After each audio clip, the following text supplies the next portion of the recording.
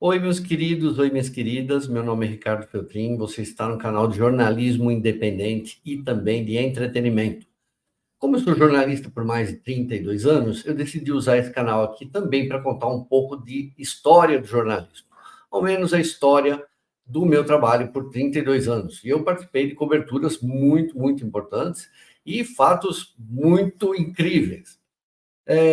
O que eu quero contar, estou contando nessa série, esse aqui é o segundo episódio. Eu conto uma história exclusiva, que é um furo internacional que eu dei, que eu publiquei em 2014, que é a história da investigação do Vaticano contra o padre Marcelo, que durou quase uma década.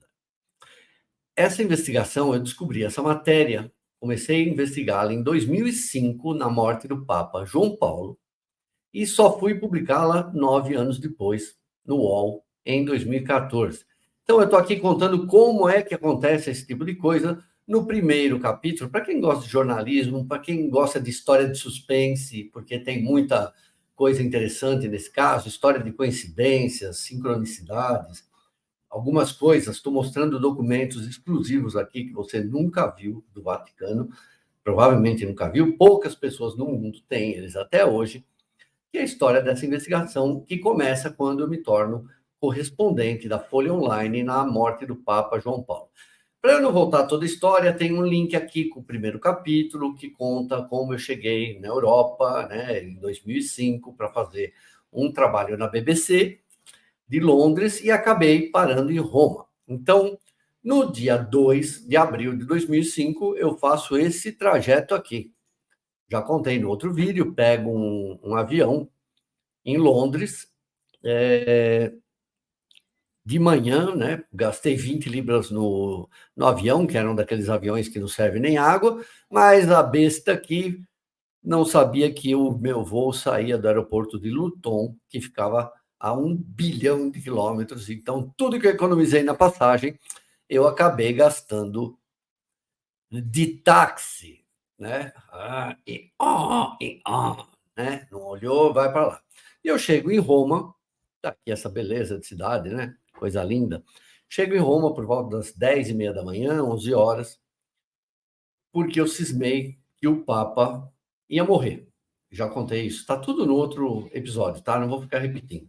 Foi uma intuição, fui para lá, estava com o livro aqui na mochila, né? Nem sabia que ia para Roma, mas estava com esse livro lendo. Acabei indo para Roma. Cheguei em Roma por volta de 11 horas, ali, 11 e pouco. Não sei por que estava me dando desespero, tanto que eu nem fui para o hotel. Primeiro que eu não tinha hotel.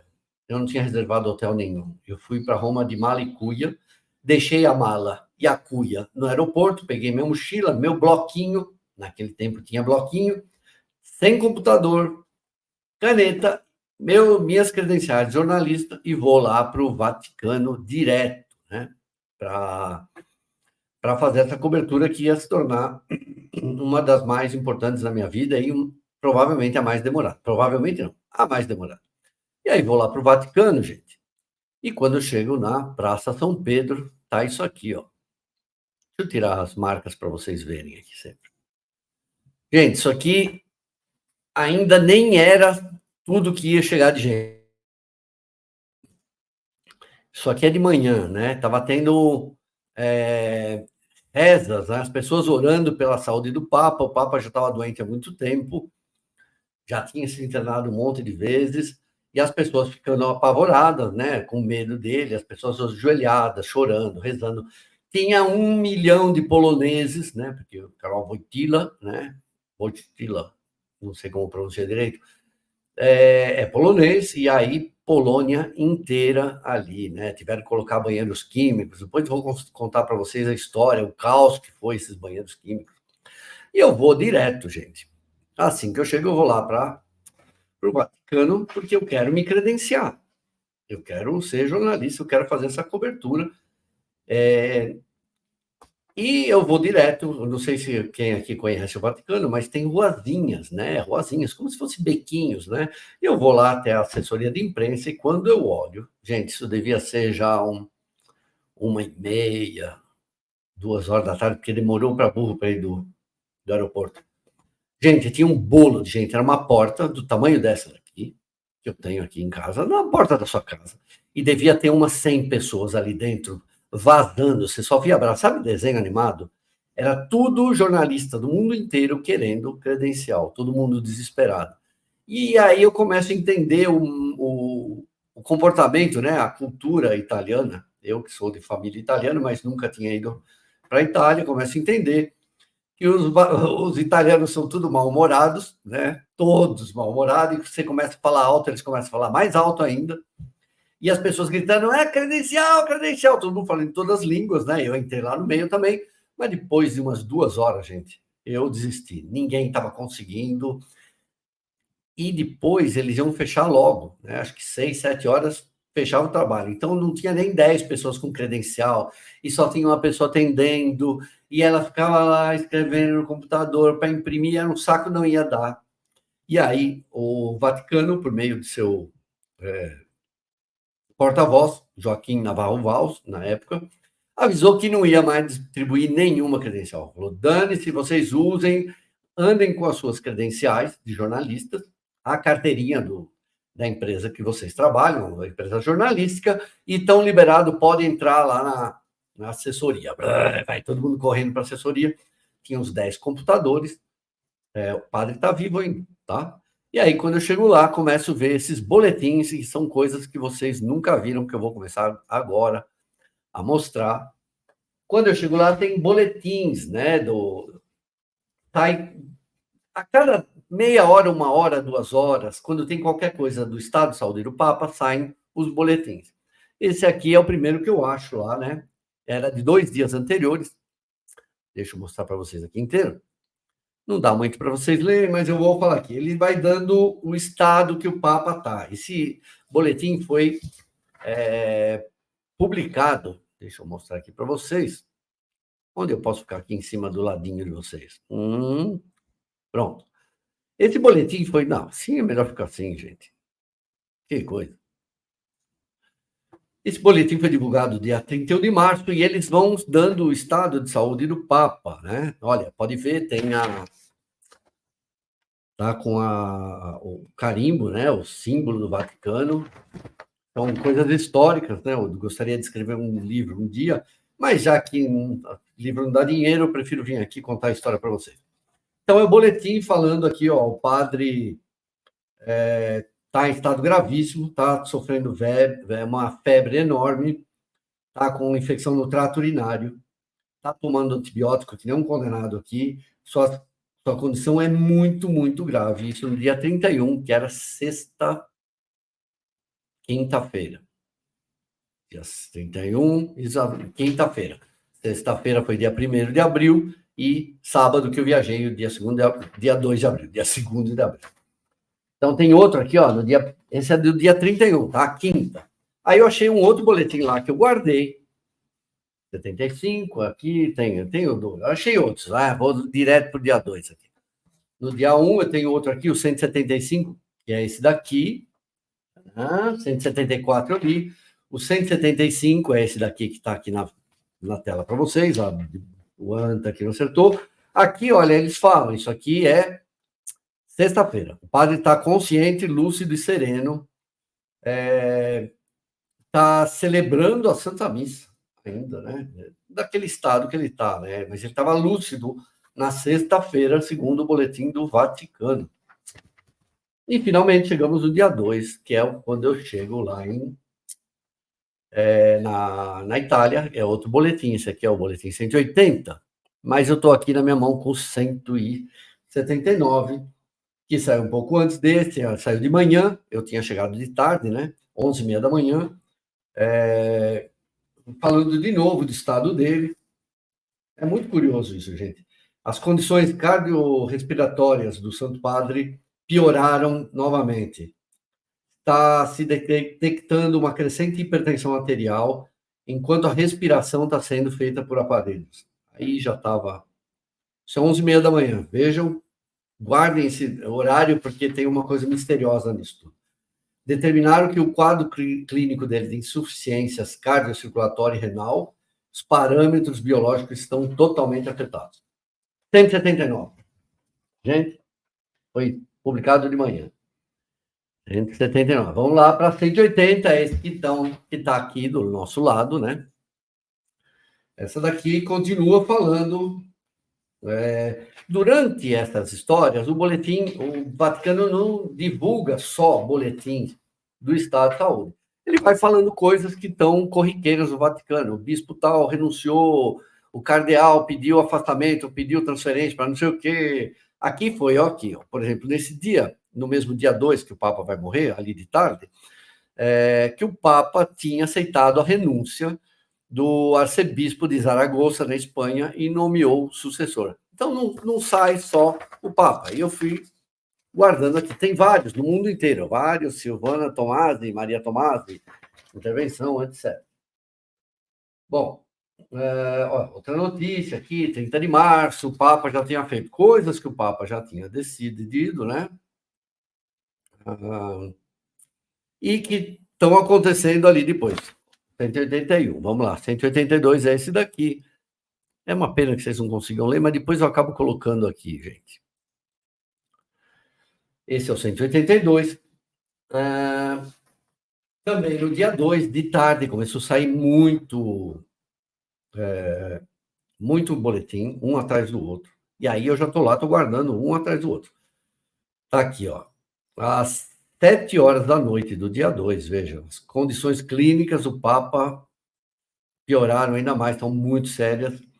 Na manhã de hoje, no final da manhã, estou lendo italiano, tá, gente? Eu não leio muito.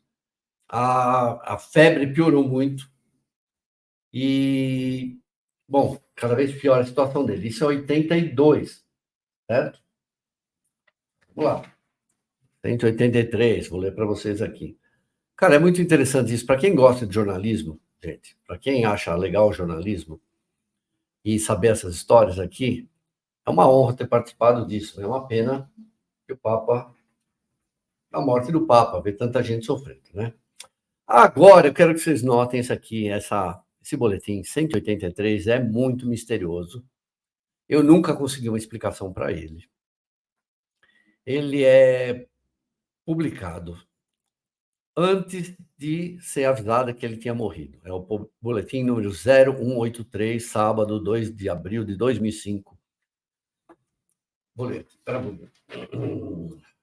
De novo, vejam, as condições clínicas do padre continuam sendo gravíssimas. Na última hora dessa manhã, ele tinha febre muito alta. E aí, é informado aqui, olha que curioso, que o Santo Padre vai ser atendido, vai ser encontrado no seu apartamento privado às 21h37 daquele dia, 2 de abril de 2005. Isso aqui passou batido, ninguém entendeu nada, porque eles publicaram isso aqui. Peraí, o que é isso aqui? Vamos ver. Condições clínicas do pai. À tarde de hoje, o diretor de imprensa, né, Joaquim Navarro Valls, fez a seguinte declaração aos jornalistas. Né? Vamos voltar aqui. As condições do Papa seguem sendo gravíssimas. A última hora teve febre alta. Quando pergunta a ele, ele responde corretamente, ainda está, segundo o boletim do Vaticano, o Papa ainda está consciente. Só tem um problema, que é essa informação aqui, que a gente vai ver depois das 21h37, né, que ele vai ser encontrado no apartamento privado dele. Por quê? Por que é estranho isso? Por causa desse aqui, gente. Por causa disso aqui. Esse boletim é a hora que avisam da morte do Papa, né? E olha o que ele fala aqui. Foi decidido, né? Tá firmado que o Papa morreu às 21h37. Isso daqui deve ser 10 para as 10, gente. Ou 21h37, ia chegar de papel isso, lembra? Os caras imprimiam e já mandavam para lá. Então, gente, nesse boletim 183, que eles falam que o Papa, as condições clínicas dele seguiam sendo gravíssimas, o Papa já estava morto. O Papa já estava morto. E depois, no outro boletim, que eu vou continuar no próximo, O que dá a entender é que o Papa não morreu às 21h37. O Papa morreu, não morreu às 9h30 da noite. Ele morreu por volta das 10 da manhã. Só que antes de ser declarada a morte, fizeram um monte de procedimentos, teve uma série de visitas de cardeais que estavam lá até as 4 horas da tarde, que ele poderia ser visitado. É muito estranho isso, porque o horário oficial da morte do Papa é 21h37, mas no boletim anterior já tinha esse horário de 21h37, dizendo que as condições clínicas do Papa eram terríveis. Então tá errado, gente. Enganaram a gente. Não enganaram. Tem alguma coisa muito estranha. E no outro boletim vem falar essa história que o Papa teria morrido às 10 da manhã. Olha aqui, ó. Achei, gente.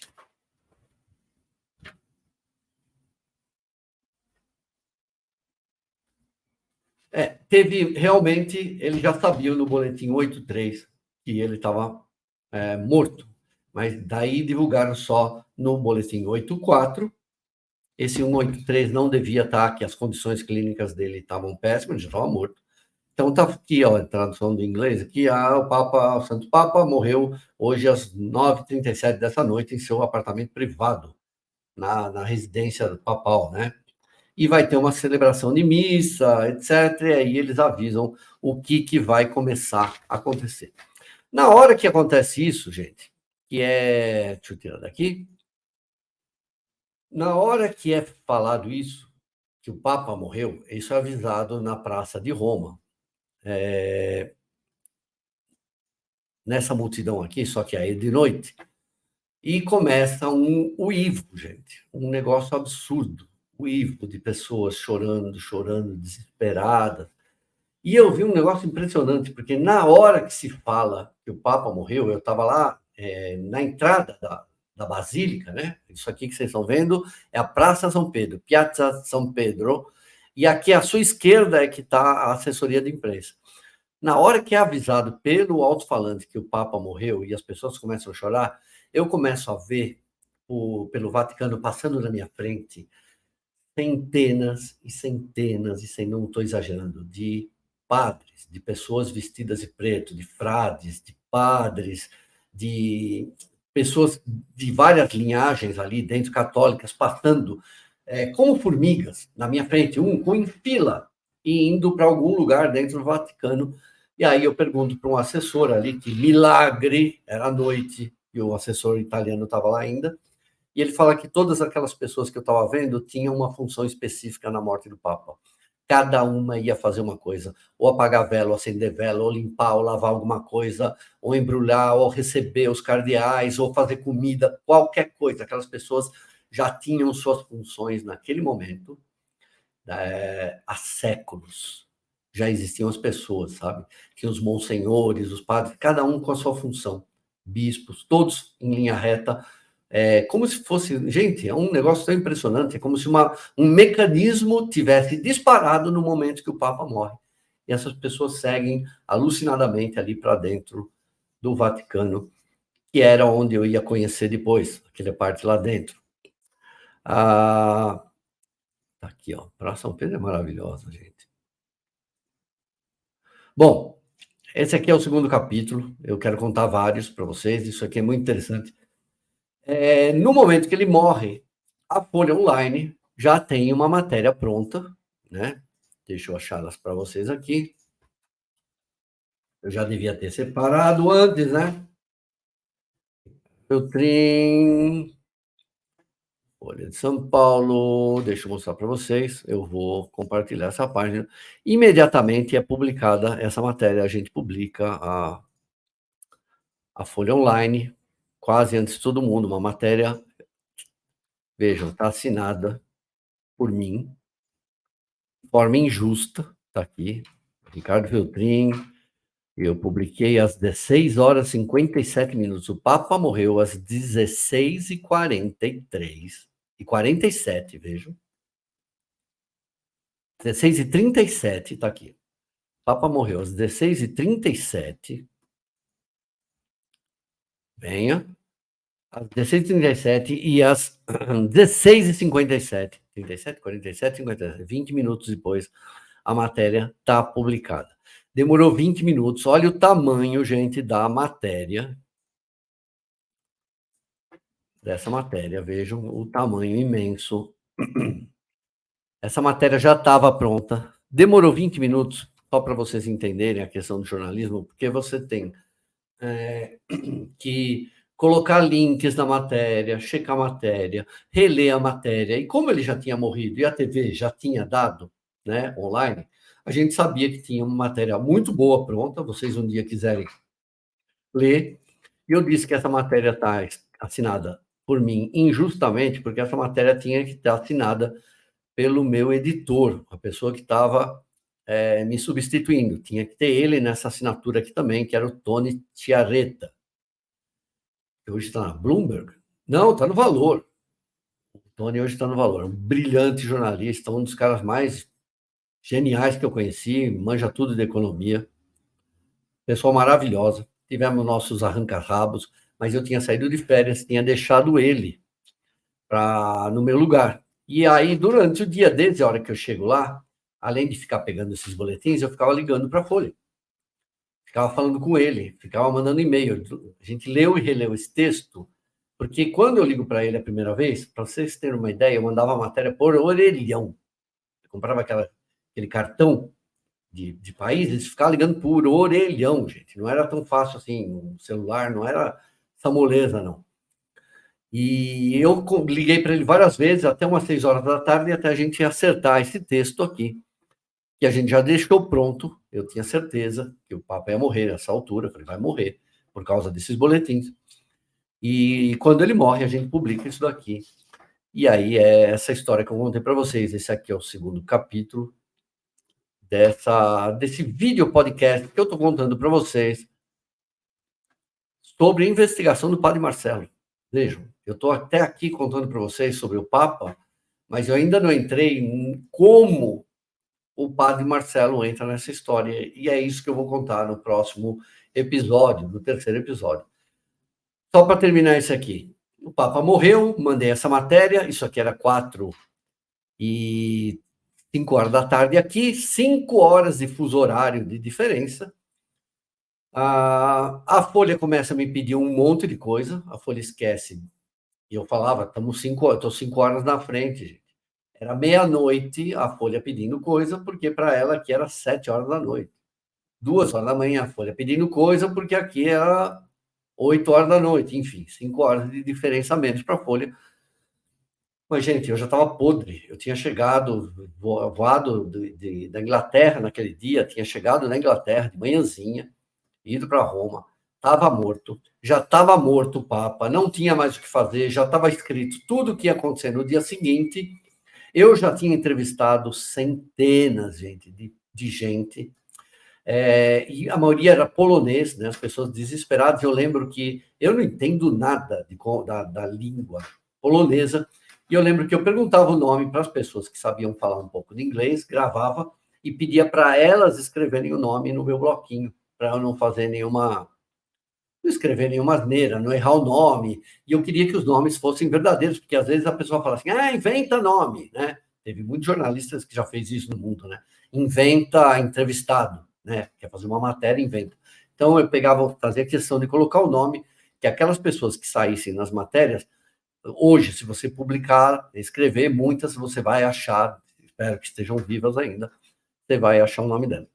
E aí termina esse vídeo aqui contando o final dele, que é uma tragédia, que eu não tinha onde dormir. Vocês lembram que isso aqui, eu estou falando lá em Roma, já era meia-noite, queria ir embora. Vocês lembram que eu falei que eu não tinha reservado quarto? Eu não tinha onde dormir. Era meia-noite, eu não tinha aonde dormir, não tinha nenhum lugar. E minhas malas, toda a minha roupa estava no aeroporto de Roma. O horror que era isso, eu não tinha roupa. Eu estava sem escova de dente, escova de dente eu tinha cueca, não tinha nada, estava só com a minha mochila e não tinha onde dormir. E começou a me dar um desespero. Um jornalista tentando ajudar o outro, os latinos muito, né? Os europeus não queriam saber da gente. E alguém me fala lá, um guarda do Vaticano falou assim: olha, não tem onde dormir aqui, mas você vai conseguir dormir nesse lugar aqui. Ele deu o nome, que fica na Via Ápia, fica uns 10 quilômetros, 12 quilômetros de Roma, é muito longe. Você vai ter que dormir lá, são trailers, eles alugam trailer, é um monte de trailer, as pessoas alugam, ele falou, deve ter uns 500 trailers. Lá é certeza que você vai conseguir dormir em qualquer lugar. Só tem um detalhe, não tem roupa de cama. São trailers. Você deita, você tem um colchão para deitar em cima e um teto só. Lá vou eu para esse lugar, gente. Foram 80 euros de táxi. 80 euros. Já tinha gasto 150 libras para chegar lá, do meu dinheiro, e ainda vou de táxi para esse lugar. E quando ele falou que era um lugar longe, ele não estava errado. Eu pegava lugar de terra. Era um grande campo, parecia um grande campo de futebol cercado com uma entrada só, e ali você pagava, não lembro quanto, e eu podia dormir num trailer, isso já devia ser umas 2 horas da manhã, 2h30, sem roupa, sem nada, e estava fazendo 5 graus em Roma. Isso aí é o final de outono, se não me engano, né? Não, vai começar o outono no Brasil. Então lá é primavera. Sei que estava frio pra cacilda. E aí não tinha com que dormir. O que que eu fiz? Gente, tinha um travesseiro, tinham 2 colchões, né? Um trailer com 2 beliches, duas camas, mas eu estava sozinho. Eu peguei os 2 colchões fininhos dos outros beliches, dos 3, e botei em cima de mim, joguei a mochila em cima para conseguir dormir com o frio. E aí, esse é o meu primeiro dia em Roma, é assim que começa a história da cobertura da investigação do Vaticano com o padre Marcelo, uma série de coincidências, e começa aí com a, a morte do Papa João Paulo II. No próximo episódio aqui desse vídeo podcast, eu vou contar para vocês como começa, enfim, a história, a investigação do padre Marcelo. Como é que de Roma eu fui descobrir que um padre brasileiro estava sendo investigado pela Congregação para a Doutrina da Fé, antigamente chamada de Inquisição. Certo?